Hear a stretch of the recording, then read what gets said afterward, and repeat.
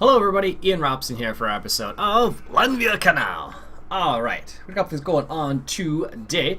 If you recall from the previous episode, we were harvesting, I should say, a little bit of canola. This is the last little bit of canola here. I'm just going to leave these guys alone for the time being. But we were just about to start seeding some sugar beets, and I have done so. I started a little bit. That's all I've done though.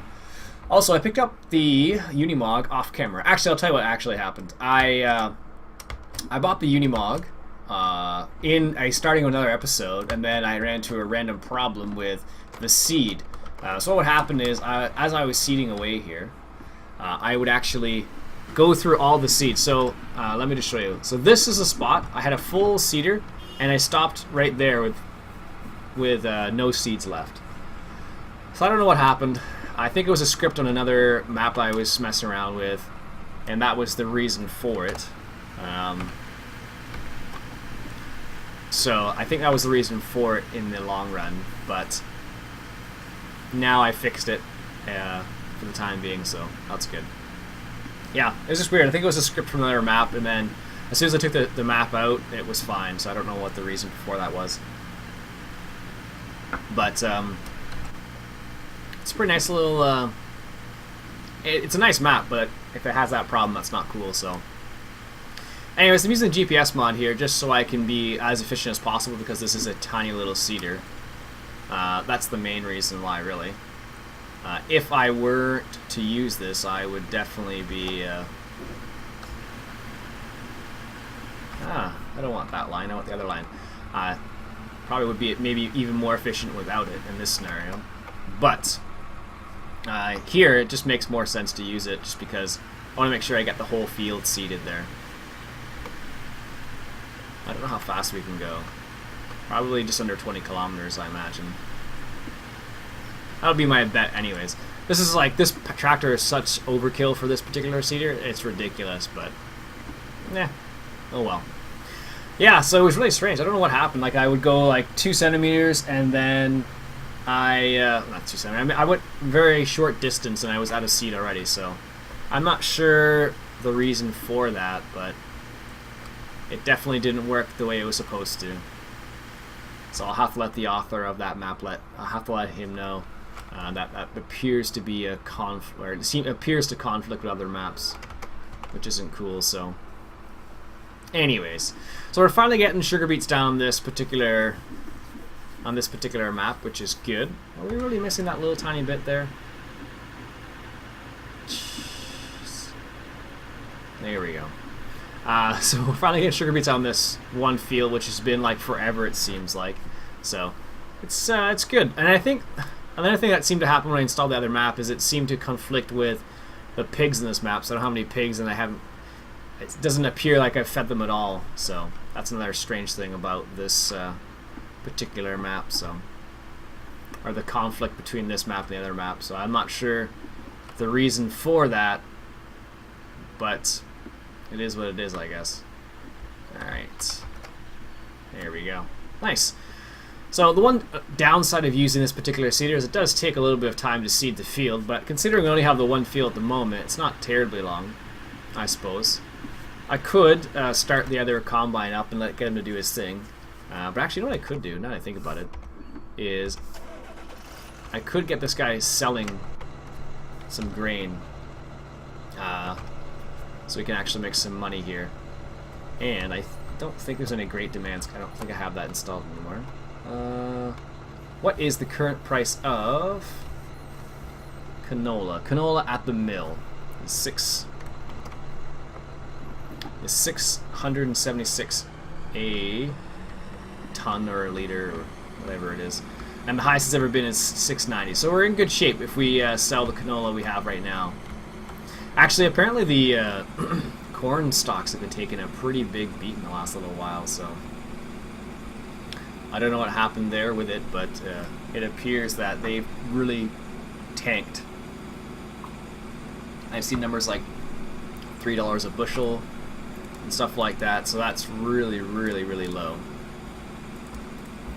Which for a farmer is not cool. So those farmers who forward contracted their corn right now are probably laughing. And those that didn't, of course, are probably crying. Because this is the time where you have to have a marketing plan, I've been told. Or a situation where having a marketing plan is very helpful. Alright, start filling. And then he will do that. I think I actually need to stay in this. I don't think it will... will it continue filling? Yes, it will. Sometimes with these types of select fillers, you have to be in the vehicle for it to fill properly, but this one, apparently it doesn't need to be, so that's good. I know on the Idaho map you do need to, so that's a bit strange. But in this one, it doesn't appear to make a difference, so... Also, this little seed box is pretty cool because it'll allow you to fill up your seeds. I think we get roughly... I think it's 2.5 loads worth, because it does hold 250 liters of seed. So, although it's a bit strange, check this out. So when you go into your Unimog and you unload, so it shows the fill level of this thing you're filling, and then it shows how much you fill it to, which is kind of cool. So, but the only problem now is I need to get more seeds. So it really doesn't take much in order to get that or to empty that, I should say. So really meant for a very, very small seeder, which this is technically, this one's a really small one, right? So I suppose this is one that would make sense to use it with, but you still run into the same situation where you run out of seed, it seems like, at least. Well, you're going to regardless. Just a question of how long it's going to take, so.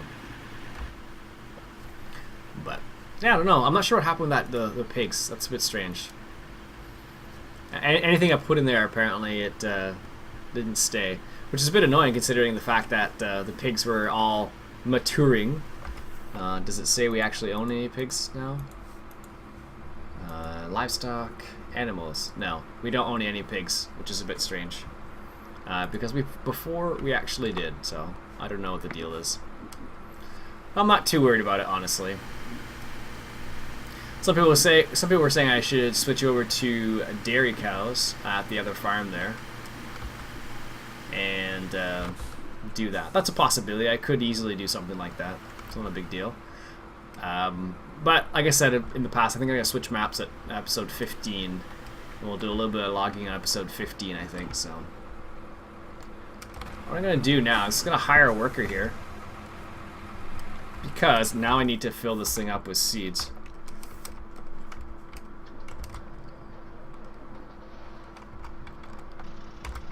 Oops, I did lift it up. Alright. I think, like I said in the last episode, I didn't say it. I said it, but you guys weren't there. Anyways, this is the same Unimog, I believe, the one that Hitman uses. It's pretty cheap, actually. And it's really fast, although I think... Wow, even that works? That's cool. One of the problems, though, I think I'm going to run into is having to make multiple trips like this. Back and forth, but this is really fast, actually, so I'm pleasantly surprised. But with a steering wheel, this might be a little easier to do in town rather than doing this. But it's got a nice indoor cab sound, actually. That's pretty sweet. Not every vehicle has a nice indoor sound. Sometimes it's just dampened, but it sounds like it's a completely different sound, which is pretty sweet, actually. So we're going to test out the filling of the seeds on this particular, with this little thing here. We'll see how it goes. Nope, we need to go straight. Oh my goodness.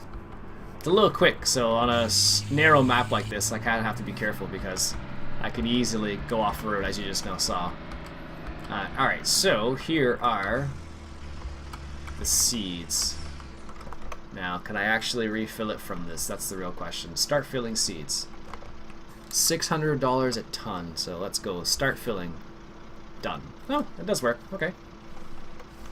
Good to know.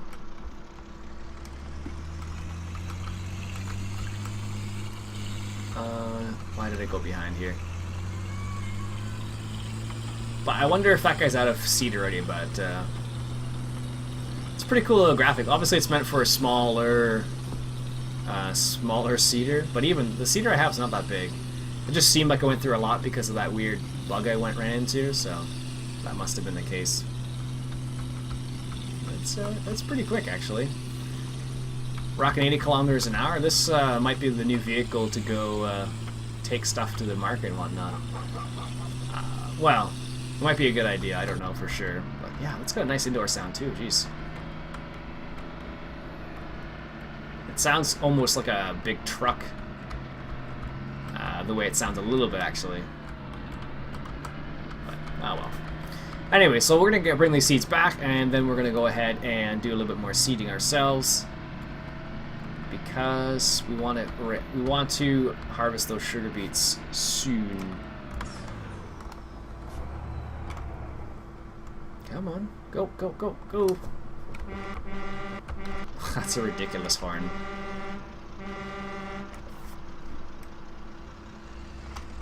I'd be terrible at Euro Truck Simulator. Is he out of seed? I don't know. Yes, he's out of seed already. So that's the problem with this. You are going to run out of seed awfully quickly. But it does work well, so I can't fault it for that. And it does plant sugar beets, and I think it does potatoes too.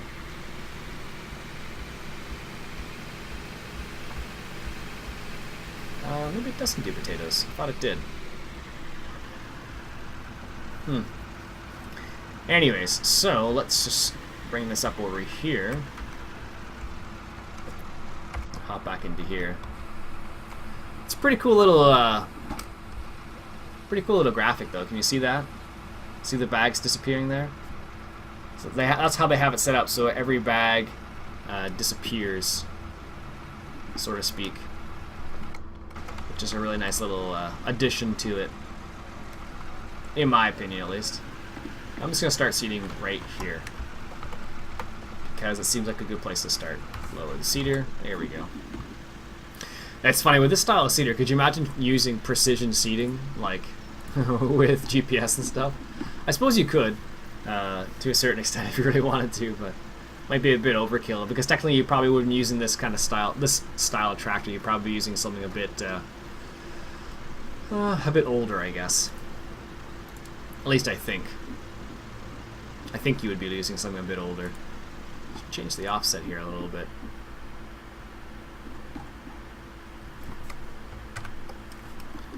Alright, nice. Alright, so if you have any map suggestions for the maps following this one, by all means, suggest away. I have an idea in my mind already about what map I could play on. So let me know. I'm always open to suggestion. Let me know if you want to be like a British map or a European map. I'm game either way, basically. I just, when I started playing this map, I just kind of realized that I like the map itself, but playing on it's just not twigging my fancy as much as I thought it would.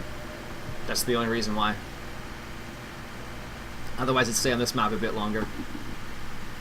Probably won't play in the Land of Italy, because I know Hitman's playing on that map.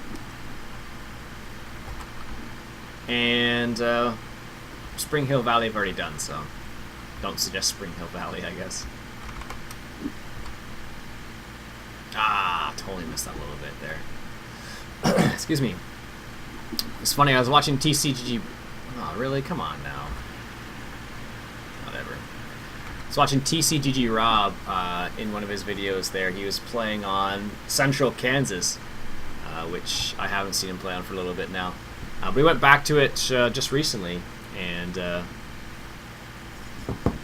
it looks like he's going to be finishing up that series soon. I'm not sure when, but just based on the progress he's made on the map and how much money he has, I think he's going to finish up on there soon. But it's always interesting to see how other people play on the same map as you, right? So I played in Central Kansas not too long ago, so it's interesting to see what he did versus what I did. So he ended up using the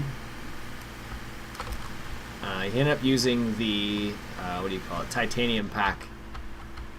Those not seeders, but those combines. So it's cool to see them in action a little bit.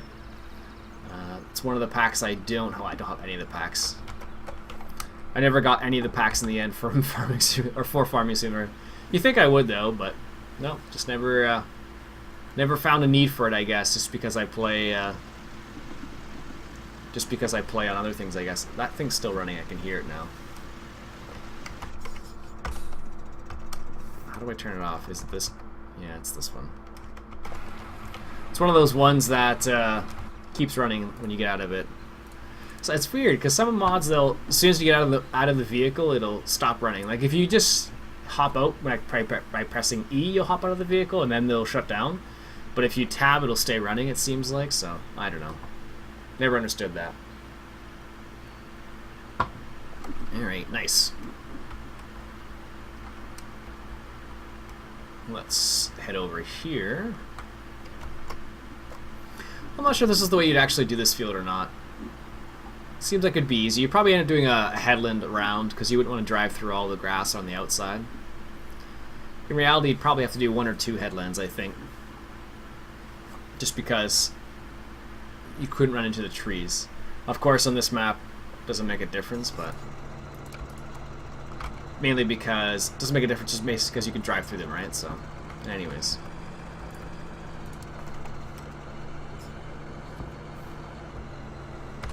There we go.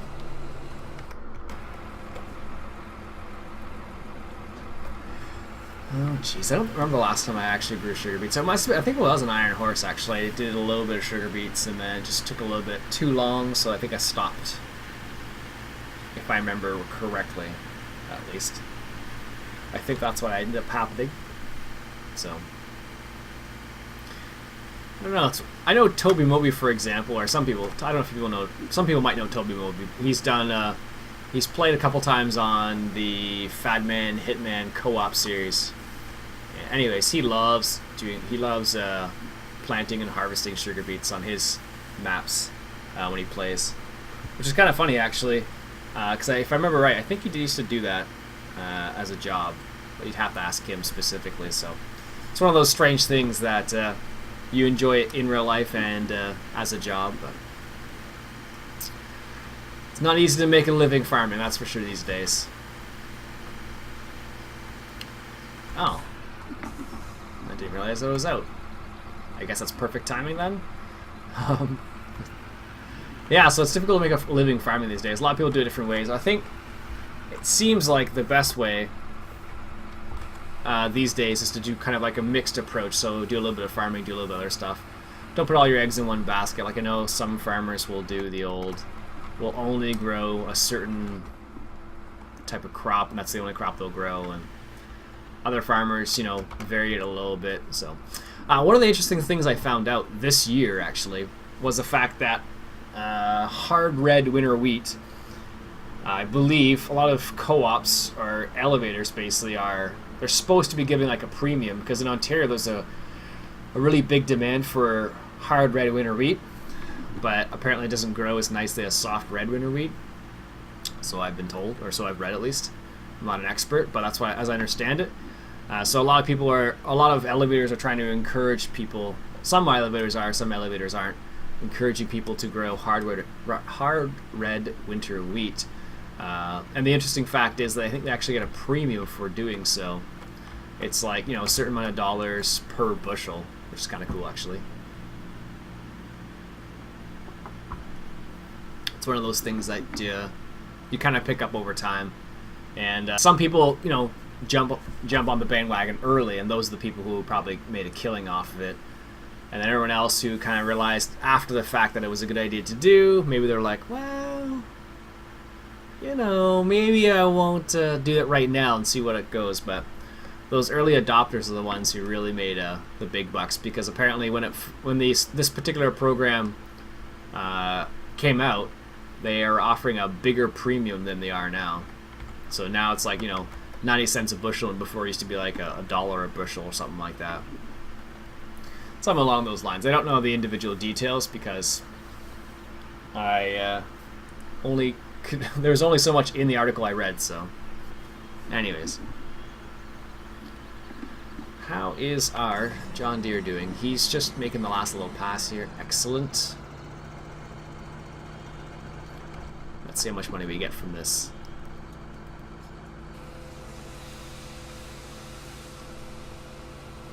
That's not too bad at all. So like I said, canola is at 676. Which is pretty good, actually. So we're making about 14,000 a trip, looks like. Or somewhere in that range.